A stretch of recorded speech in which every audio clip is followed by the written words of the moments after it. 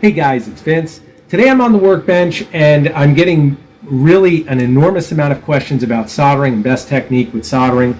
I'm just going to discuss some of the things I've found over the years that work really well for me, and I hope it helps many of you. First and foremost, I want to discuss that most of the videos you see online with soldering are usually not done with the correct tools, and that's unfortunate. And when I say that, I'm not bashing anybody, but a lot of it has to do with knowledge. Flux is to be used on every joint you go to solder. I've said that before. Quality flux. This is Kester 186. This is what I sell in my store. It's RMA flux, which means it's no clean, which means technically you do not have to clean this flux. I prefer to clean mine. That's just a way that I've always done it. I've always cleaned my connections. But again, in technical format, you do not have to do that. I'm also using my Kester number 44 solder. This is 0.4 diameter solder. And you can see how I have my roll actually separated at the back, and I bring my solder to the front. This way I have a cleaner area. I've got my jig set up right here. You can see I've got my switch set up right here. I've got the K6D2 switch set up, and I have a joint already completed. And I wanted to show you guys exactly what a proper joint looks like. That's the way a solder joint should look like. And I'm not talking about circuit board soldering. I'm talking about joining two components. You can see how the solder actually molds. It actually fills everything and everything molds in. Now, some guys prefer to use the mechanical entry points on the switch, those holes. That's totally up to you if you want to do that. I've seen instances, unfortunately, where you go to replace something on the switch, meaning a cable, and they can fuse in. There's all kinds of weird things that can happen with that. And you have to remember, you are using liquid metal when we are actually welding in electrical format. So this is the method I prefer to do. If I want to release this, I can certainly release it. But when you use the proper flux, you can see what a joint should look like. Okay? And I know that's basic, but a lot of guys are thinking what they're seeing online with a joint that is not properly fluxed. They do not look like this. They do not look smooth. They do not look uniform, where the solder is actually mating on both sides. This is the difference between a connection that will last forever and a connection that will potentially fail over time. That being said, I wanted to show you the difference between what we typically see online. Here's a cable that's going to go on this terminal, and this is what we typically see online when somebody actually does a tin on a wire.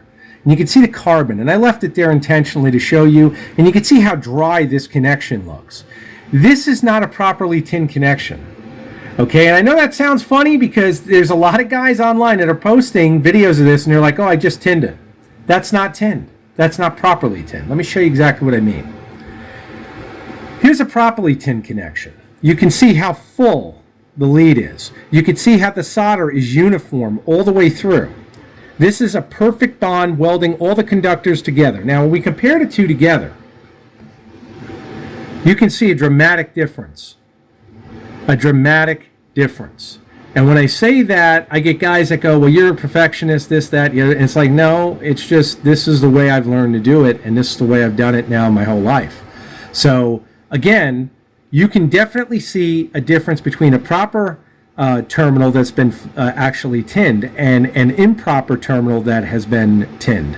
And we can see here what we've got. We've got carbon here, and when we have that carbon, of course, that's a problem. So we want to get that off. We also want to get this to where it's tinned properly, and it's actually pretty easy to do. So what I'm going to do is I'm going to wake up my iron. Of course, I'm going to cover temperature in a minute, but I want to show you guys exactly how we correct this because it's very simple to do when you're using, once again, flux and the proper solder. First thing we're going to want to do is just put a drop of flux there. And you can see the Kester 186 is a liquid flux. It's very, very fluid. And you'll see a lot of guys using this for RMA work where they're fixing circuit boards. And I'm going to show you why I love it for these applications. First thing I want to point out is you see how clean my tip is. I'm just going to hit my tip cleaner real quick. And you can see how clean it is. It's not carbon filled. You don't see carbon on this. And you see that the tip is, it almost has a chrome effect. And it's at full temperature. I'm hitting 750 right now. I'm going to just touch the solder, and it will stick to my tip. And I'm going to come over here. Now you see how I'm tinning this. I'm coming over with the tip over, and then I'm coming in. And you can see what we've got here. That basically filled up. Now what I'm going to do is I'm going to hit this one more time, And what I'm doing with that flux, the flux is going to level the solder. I don't even need solder really on here, but I'm going to put a little bit because it gives me better heat conduction, and I'm just going to wave it right across real quick, and done. That's the fill you should be looking for. And if we wipe this, again, this has got the cleaner on it. Let me just, it's got my citrus-based cleaner. Of course, I'm using Q-tips. I'm not using anything here that you can't get yourself. And you'll see what happens. As I clean this, you'll see that carbon be gone. Keep cleaning, it'll release it. Just takes a little time. That's why we really don't want carbon on here, because it takes more time to get clean. And you can see that is a proper conductor. And you see the difference, now it matches. These are filled. Okay? These will last forever. You can see inside how filled it is. Okay? Now what I'm going to do is I'm going to show you me soldering this one lead on the opposite terminal of the switch.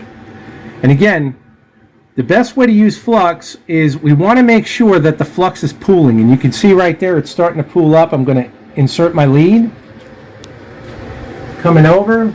Joanna's actually maneuvering herself for a good camera shot. Let the iron heat up. Just going to touch my tip cleaner. And again, I'm going to come in here, I'm holding everything, and I'm just applying enough solder to where I can tack. And you'll see that solder just roll right down. There it goes. Done. Now I've tacked it. That's all I've done is tack it. Okay? I have not set the cable in. Now what I'm going to do is hit more flux. And you'll see it sizzling. Right there, we've got the pool going. I'm just going to make sure I've got a nice piece of solder I'm working with. I'm going to come over here. I'm going to touch again. My tip is still immaculate. Come back in.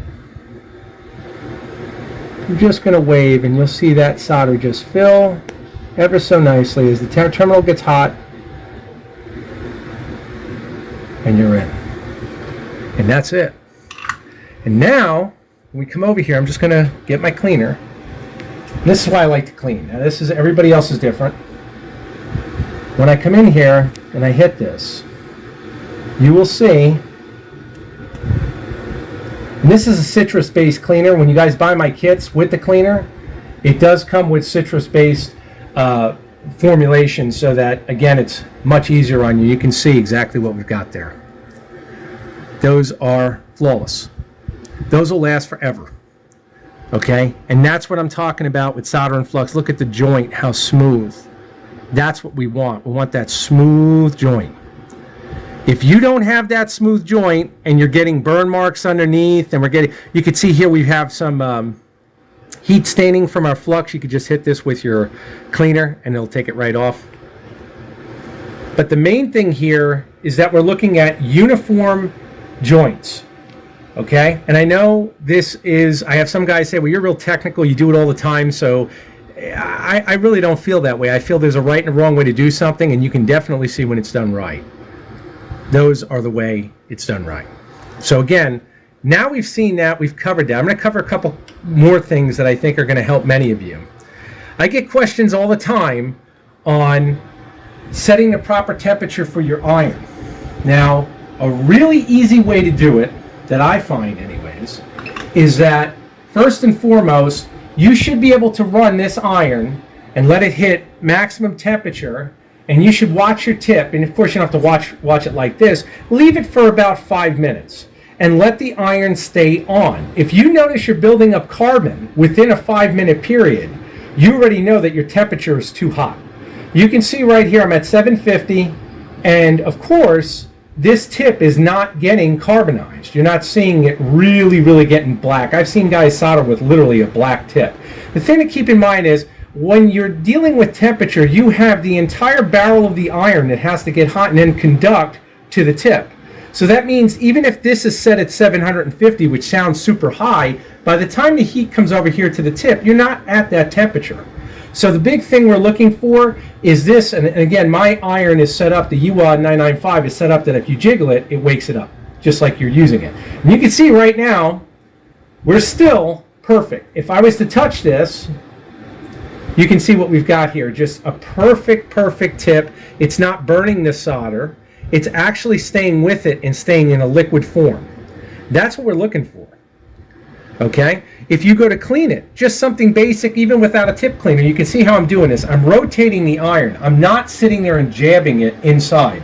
The idea here is just to rotate the iron carefully, and that'll give you a clean tip. Now you got a little flange hanging off here, very easy to fix. Same thing. If you ever see any of that, just rotate it again and carefully come out, and you'll see you've got a clean, nice tip. So again, we're not generating carbon now. We know that this is working. We're getting a perfect melt there. You'll also know by your conductors. If your conductors are filling up with carbon after you've done a joint, or, and this is a really easy way to tell, if you're evaporating all of your flux, you know that if the flux is evaporating before you can perfectly get a smooth joint, you know your temperature's set too high. So dial it back. And then I get guys that go, well, what's the temperature you dial back? I would dial it back at least 25 degrees Celsius. That's where I'd start. You can go down to 50. You can always go back easier than going up. I think guys get nervous about going up too high, and they should. But realistically, the big thing here is that we stay with a temperature adjustment that makes sense. Remember this, like I said, as long as we see the length of the barrel, we want to stay within a certain temperature range adjustment, because again, a 25 degrees Celsius temperature adjustment, you're probably going to see a 10 to 15 degree at the tip because again of the length. So these are things that you just do through trial and error, but you have to test it to see. If you've never soldered or you don't have a nice iron, you're going to have more difficulty if the iron is like an old Weller where you just turn it on and it has one temperature. So these are things to keep in mind, things to think about. As you practice more, you will dial it in. And when you dial that temperature in, you can see what you've got. It's just sitting there.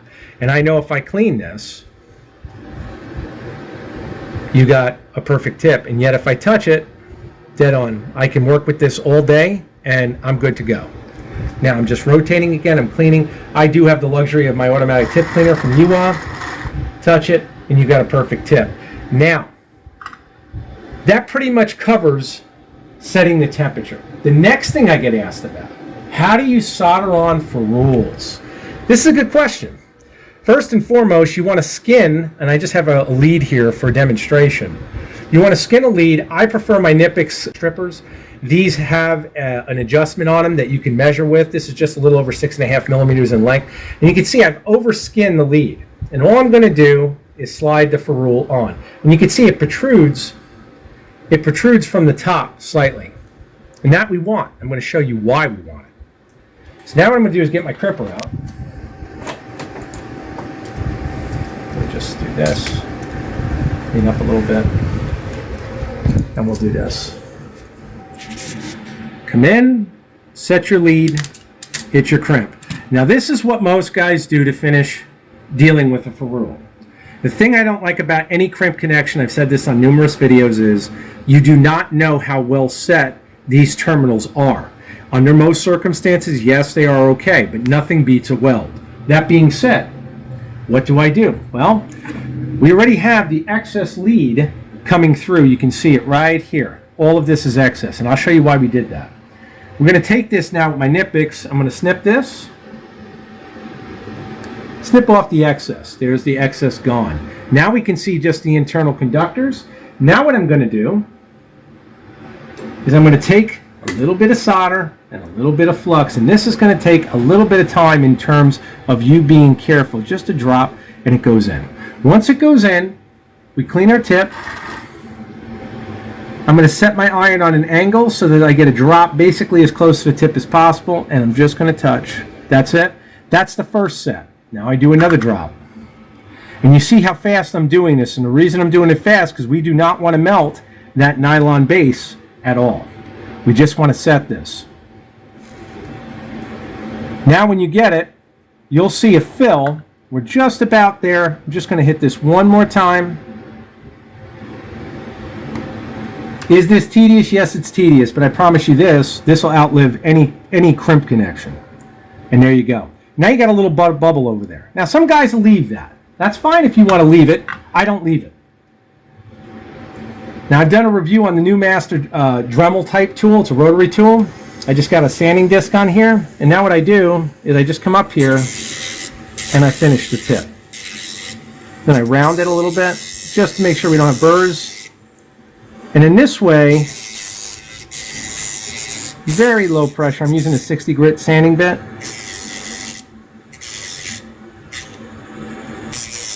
It takes probably about 30 seconds to do.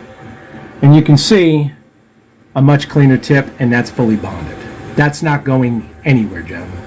So again, if you're building forever, I guess is the best way to say it, and doing this as long as I have, that's generally the way I build, is forever. I like hearing stories when guys email me and say, you know, your system's been running now however many years and no problems, no nothing. The big thing is when you do connections like this, it's going to be forever. If you're selling systems, looking to sell systems, looking to buy a system, this tells you the difference between what's out there and what isn't. When you see 100 crimp connections or 50 crimp connections on a system, keep in mind, all it takes is one poor connection and the system is toast.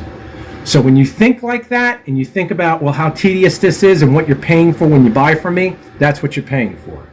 You know, my welds, I don't question. You shouldn't question them. This is exactly the way I build. This is why you get what you get. When you're buying crimp connections, keep that in mind because that does affect price. It does affect system stability potentially if we don't know how those crimp connections are done in terms of, are they done correctly? I always say this to my clients, and this is a good point I feel. You're spending your hard-earned money, and if you spend your hard-earned money on an airplane ticket, and that airplane ticket has a plane that's built with nothing but crimp connections, do you feel safe flying that plane? Because I know I wouldn't, nor would I feel safe in an investment that didn't use connections like this, because I know that this is forever. And that's what I'm saying to you. These type of connections mean a lot more than just cosmetic look. This is forever. You would have to destroy this entire lead to get that off. And that solder is penetrated all the way down into the conductors. That's the difference. And that's why I say when you see these going in and guys saying, well, you know, technically a ferrule is better than a tin connector. Not necessarily. It really depends on how much pressure you're putting on a joint. And technically with a screw terminal, you're not putting that kind of pressure on a joint. So just keep that in mind. It's very important to keep that in mind. All terminals that are using actual screw terminals are very low pressure because there's no stress on it. There shouldn't be. I mean, so we have to keep that in mind. But overall, you see exactly what we have here. Okay, so again, I hope that this video has been helpful. I hope that it's answered some of your questions.